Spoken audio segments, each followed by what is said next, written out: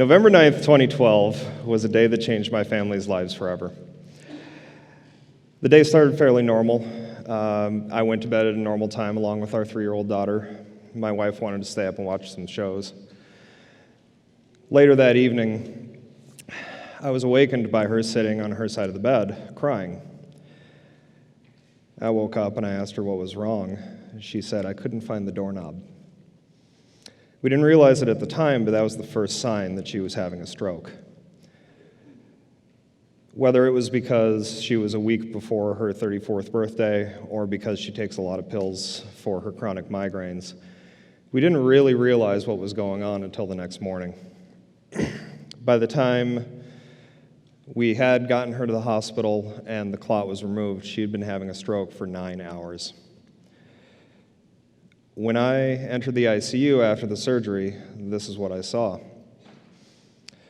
She was in a medically induced coma, which was required because they hooked her up to a machine that lowered her core body temperature in order to reduce the amount of oxygen her brain needed.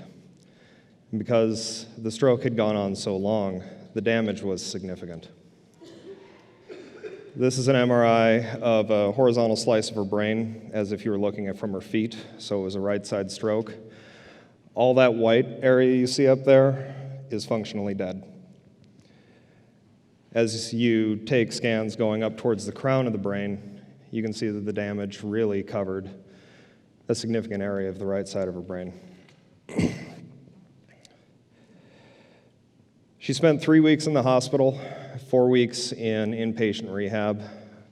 She went from being essentially completely paralyzed on the left side of her body to being able to walk with a walker over those 7 weeks. And we would learn a lot while we were there. We would learn about strokes, right side strokes in particular. We would learn what kind of deficits she might have. We would learn the kinds of things we would have to do to the house to make it safe for her to be able to be at home again. But there were also a lot of things that really weren't answered. We had questions like, would she really be able to be a mother to our daughter? What would this do to our relationship? What would it do to me now that I have to be a caregiver for my 30-year-old wife? We got a little bit of information on these larger questions. The advice I got for being a caregiver was, make sure to take care of yourself. The only bit of information we got about what might happen to our marriage, however, was I was quoted the rate at which marriages that suffer stroke end in divorce. For any doctors in the audience, I do not suggest this. You can imagine with a 50% divorce rate on average, the number that I was quoted was startlingly high. However, as we got home and we started trying to live our lives again, some things did become answered. I was wondering the kind of person my wife would end up being, and I very quickly realized she was a much more angry person than I remembered. You would be angry and frustrated too if you had words in your head that you just couldn't convince your mouth to spit out. Or if you remembered moving in ways and being able to do things that you just cannot get your body to do anymore. Another major deficit that she had that was very apparent early was that she had lost the ability to understand nonverbal communication. I can't stress enough how difficult that is to live with. An example would be that if she were standing in a doorway and you would walk up to her with purpose because you were trying to get past her, she'd just stand there and stare at you blankly until you said, "Can you move?" She just didn't understand what was being communicated there. Eventually, a lot of this anger ended up leaking over to me. Part of it was the fact that I was realizing that this wasn't the woman I married, and I started to empathize with that large number of people that ended up getting divorced. Realizing this angry woman that I'm meeting just now, this is a different person inside my wife's body. I also would let this anger vent, and I would say things like, It's like I'm raising 2 kids. I can't stand this. Now, of course, this was hurtful to my wife. She didn't need that at the time. But I also realized what it was doing to our daughter. When I saw those eyes looking up at me, I started to think, what is she learning from my behavior? Is she learning that her mother is a child? That she is not an authority figure over her? That she doesn't have wisdom to impart as she grows up? And it made me step back and reevaluate how I was acting. I didn't want to hurt my wife, and I certainly didn't want to sabotage their future relationship.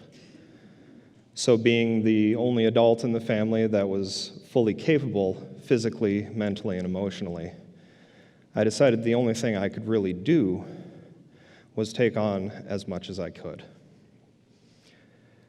Of course, while I was at work, because I did eventually have to go back to work, my wife had to learn to be a mother all over again.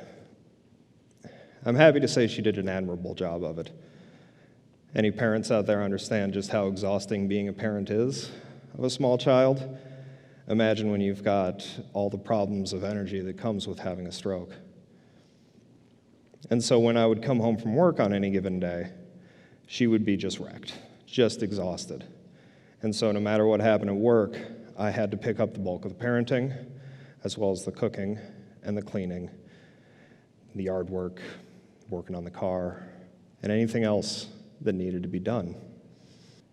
But in an attempt to make sure that my wife had the space to heal and my daughter also had the room to grow, I would look for as much as I could to pile on my shoulders. And soon it became things like my own doubts, my fears, my sadness, my anger. That piled all up on my shoulders. I thought, like I said, I'm the one who's the emotionally healthy one here. I should be able to handle this. I don't need to be putting these petty grievances on my wife's plate. She's got enough. It didn't work out well. Well, my wife would slowly, steadily improve in many of her deficits. My life felt it was like it was going the other direction. I didn't feel like I had a partnership anymore. I didn't feel like I had any hope for the future, that I was really just going to be working myself into an early grave. It all came to a head one fall weekend where I had to go out and clean up a lot of leaves out of my yard. And I don't remember what happened that week before, but I did not start the day in a super great mood. And after putting in all the work through most of the day to clean up those leaves, I came in, and all I needed was for my wife to see the condition I was in, walk up, throw her arms around me, give me a kiss, and say, "Chad, that looked like a lot of work. The yard looks great. Thank you so much."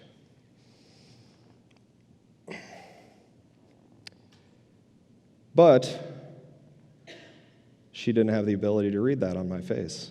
It was literally removed from her brain, from her stroke. And so what I got when I came in was everything she had seen that needed to be done in the house because I had spent all day out of it.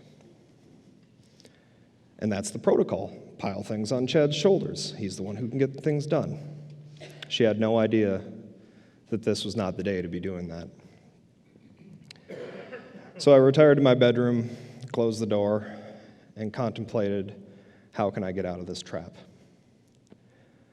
I thought about leaving the country unannounced. I thought about suicide. I thought about the methods, consequences. But every time, no matter what I thought of, my brain went back to a scene that I was imagining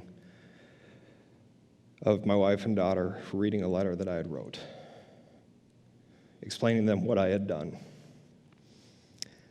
And as the wave of hopelessness washed over them, they would just sit there and cry.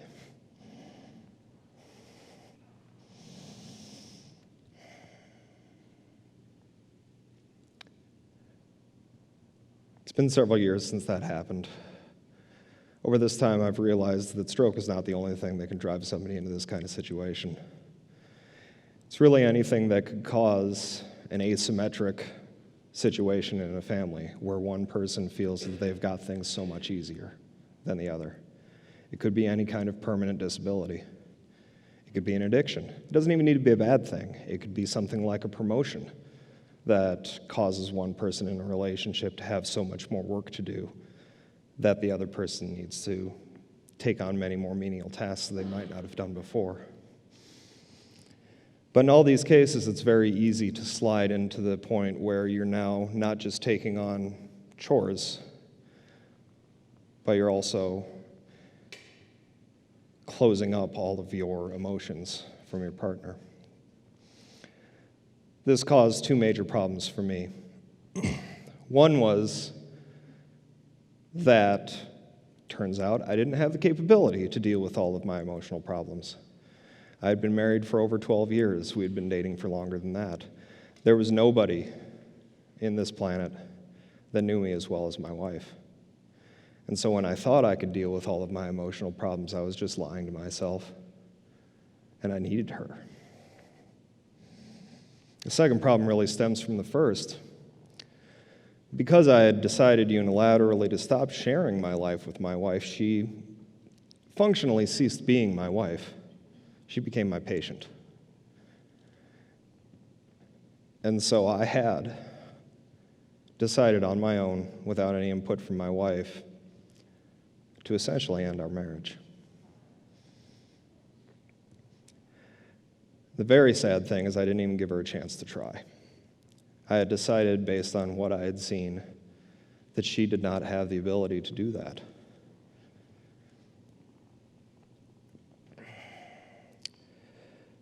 Now, the good news out of all that is that it gave me a third option.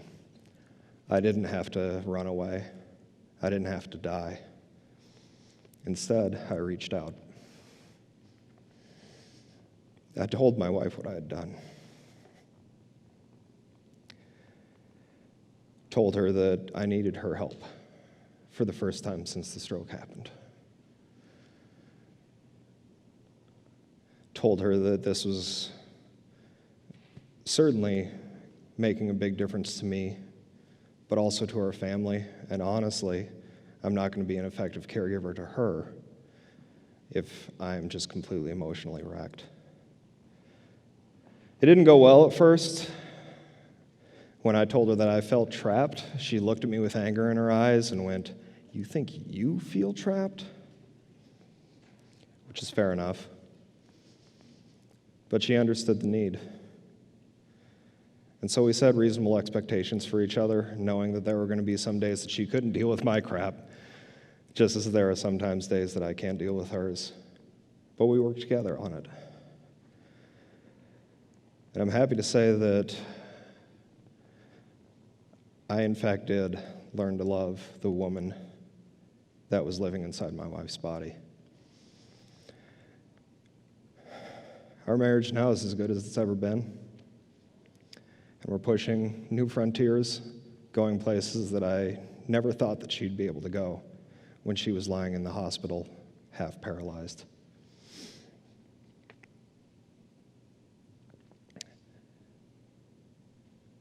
Our story is relatively rare. Not many people have a stroke when they're in their 30s. But as I said, there are a lot of things that could cause an asymmetric circumstance in your relationship. And the longer your relationship lasts, the better a chance something might come up. I just want you to remember, if something like that does happen to you, that no matter what happened overnight, if she couldn't find the doorknob or whatever else, that doesn't change the fact that she was a partner to you before, and she still wants to be a partner to you afterwards. And even through any sort of love or altruism that would make you want to take that away, just remember that is so fundamental. You need to not let that happen. Thank you.